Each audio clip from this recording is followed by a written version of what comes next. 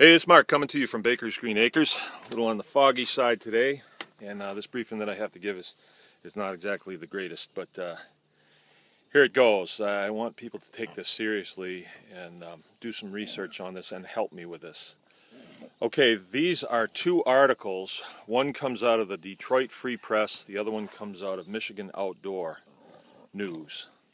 Both of these came out in August. I just got my hands on them short period of time. Somebody sent them to me. You'd think I would have heard about it before, but it just goes to show nobody really hears about this stuff. What this is, I'll just read from the Detroit Free Press one.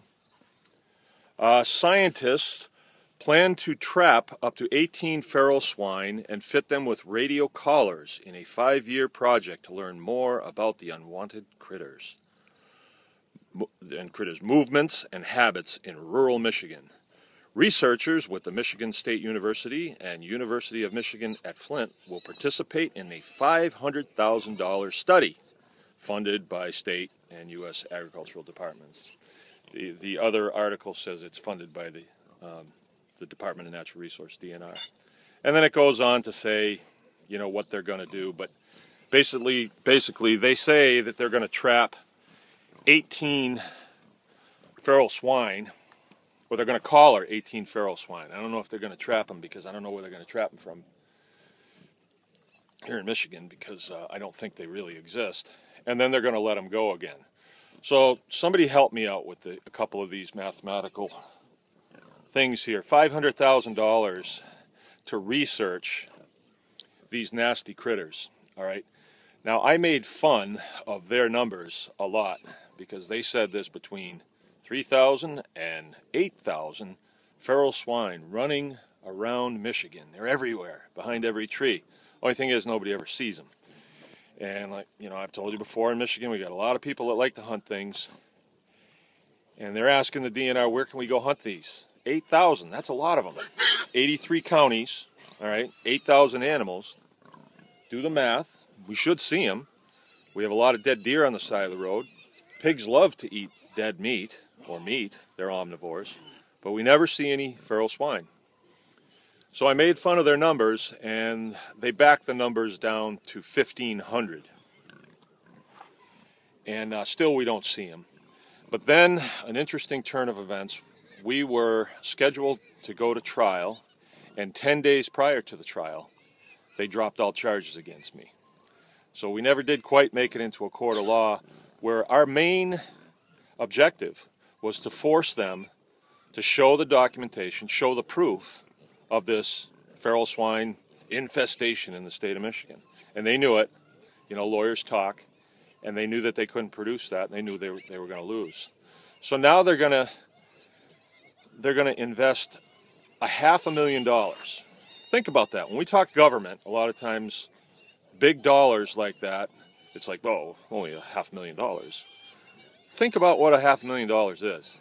$500,000, and think about, you know, your daily expenses and all things like that. That's a lot of money. It's a lot of money, and they're just going to throw it at college students and ask them to come up with some data. My question is, what are they going to do with that data? And that's why I'm giving you this briefing, is these guys never have our best interests in mind. Never. Oh, I take that back. I was on one of the DNR's trails. It was very nicely groomed. Oh, wait a minute. I think volunteers do that. Oh, anyway. So $500,000, and they want to get rid of these pesky critters that nobody ever sees. Someone help me with the math on this one, too. $500,000, and divide that by what they say that's roaming around the countryside. I think they say that there's up to 1,500 of them. So do the math on that. I think they could offer a pretty nice little bounty. And not only people in Michigan love to go and shoot stuff in the woods, now they'd get paid to do it.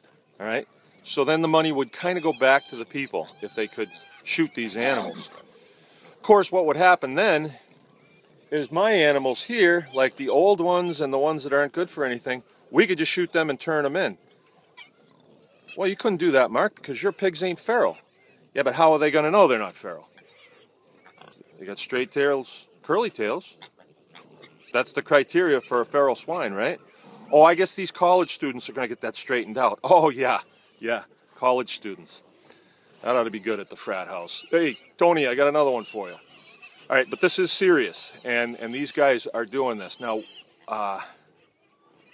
there's other things we can think about with these stories, but what we have to do is we have to figure out what they're up to and then keep an eye on them and let them know that we're keeping an eye on them. Okay, so I'm going to come to you again. I mean, nothing's really at stake right now. They're not coming on my property. They're not coming on your property. But they have plans, and they're up to something. There's several Facebook websites that I'm part of that promote pigs that are out on fields or certain breeds of pigs, things like that. And they have not wanted to talk about anything political. And I think that's extremely short-sighted. Extremely, because if we don't talk about the political things, what our state has in store for us, or maybe I'm wrong. I mean, there's a few people out there that think I'm wrong, and I'd love to hear from them. But if we don't talk about these things, we're not going to have the luxury of raising pigs out on pasture anymore. And I was in a courtroom with Dr. Steve Halstead, who is at the time was the #1 vet for the state of Michigan. He's the MDA's head vet, I guess. I don't know what they call him really, but he's the #1 guy. And he's got a long list of sordid achievements, but one of the things that he said on the stand was, you can't safely raise pigs outside of confinement. That was his statement. And here's the #1 guy. He's since been fired, and I think they have him pushing a broom someplace. But that's their mentality here, and it's the same group of people that's pushing this research that was pushing the invasive species order and the declaratory ruling. Same group of people. So they're back at it, and of course they have all the same reasons why they don't want feral swine. I really don't either. But why are they going to come onto the farm to look for feral swine? We don't have them here. We never have. Probably never will. Why would we want feral pigs? So anyway, I just want to give you a heads up on that, and I'd love to hear some comments on this. And I'm going to ask you to get these conversations going on these different chat forums, even if it's not allowed. It needs to happen because we're going to lose this part of farming, and I can tell you from experience here, they came after pigs first, and 99 and 44 1/100ths of you that raise pigs sat on your hands and let me handle it, and I did, and we knocked them out of court. If we had all stood together, it would have been a way different story a lot earlier, and we would have had to make less sacrifices as a family here. But now you can see I know what I'm talking about, and I need us all to stand up now. And we all need to be ringing their phones down in Lansing and inquiring. How's it going? How's this thing going? And what are you going to do? Who's going to be in charge of it? I want a list of names of the people that are working on it. And we want to see the progress. It's our money that they're using, so I think we're entitled to it. Hey, it's Mark from Baker's Green Acres. I'm going to sign off now. Thanks.